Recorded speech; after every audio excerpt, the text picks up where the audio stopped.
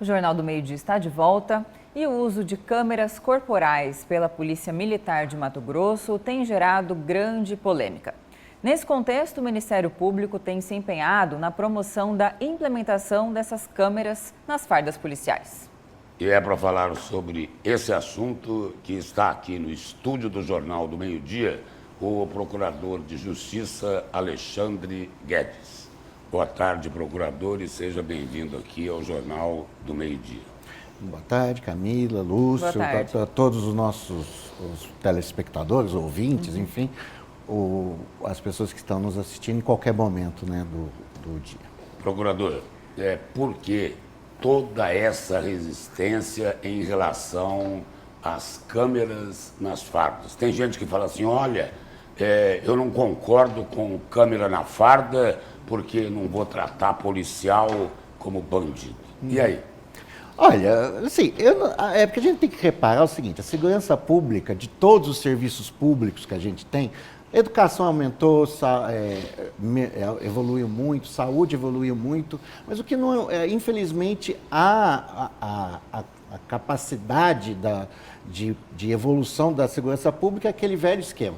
Vamos botar mais polícia na rua, vamos botar mais viatura, vamos ser fortes.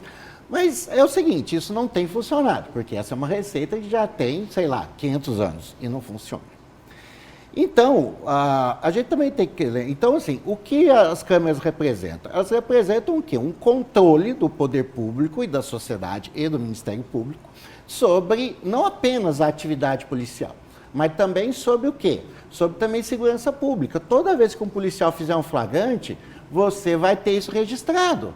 E aí não vai ter mais alegação de que o flagrante foi ilegal, que muitas vezes bandidos são soltos por conta Protege, inclusive, o policial. Protege o policial, o bom policial, previne corrupção.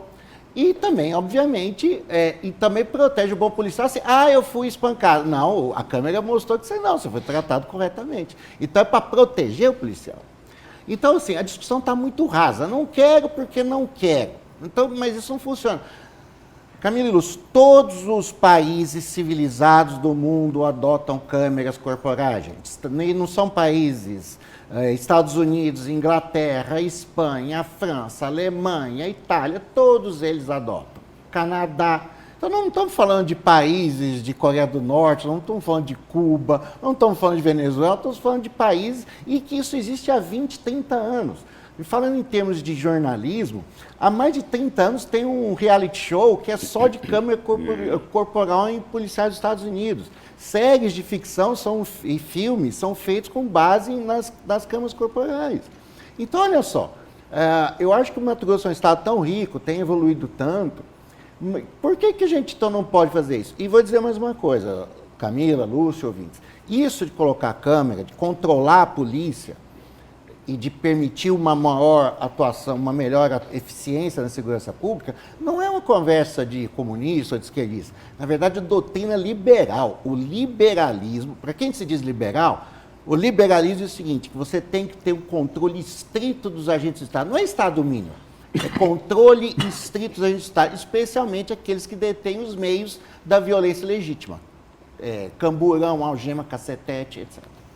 Agora, procurador, de fato, o senhor mencionou essa situação em alguns países e aí mais desenvolvidos, né? E houve também um decreto, por outro lado, do presidente da República, no dia 24 de dezembro, que ele restringiu o uso de armas por parte dos policiais, como assim, só em última medida, ou seja, ao que parece agora, o policial vai ter que quase pedir licença para abordar um criminoso na rua.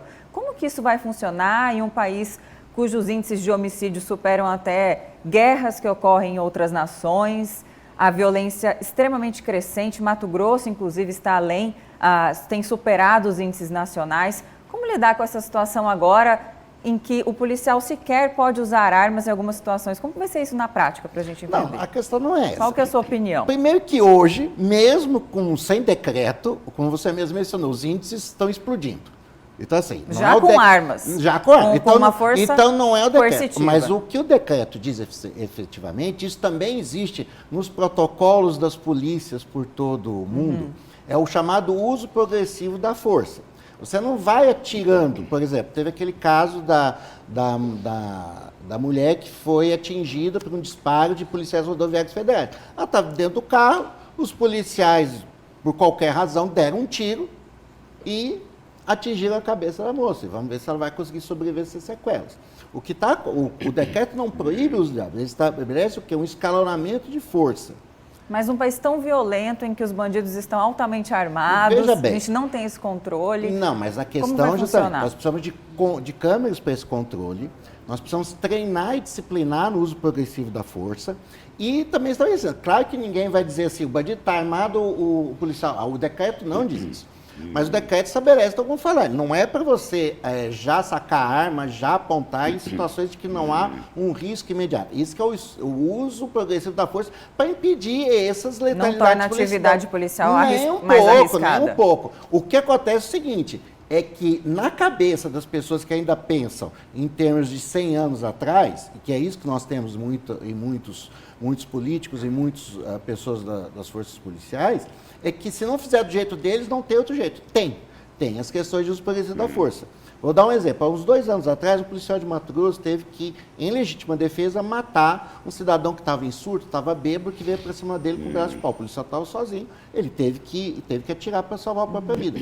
Mas, por exemplo, existem armas não letais, tasers, uma série de coisas que também é amplamente disciplinado e esses equipamentos não são oferecidos aos policiais. Aqui em Mato Grosso, não? Aqui em Mato Grosso você não tem taser, você pode ter questão de spray de pimenta, mas não tem.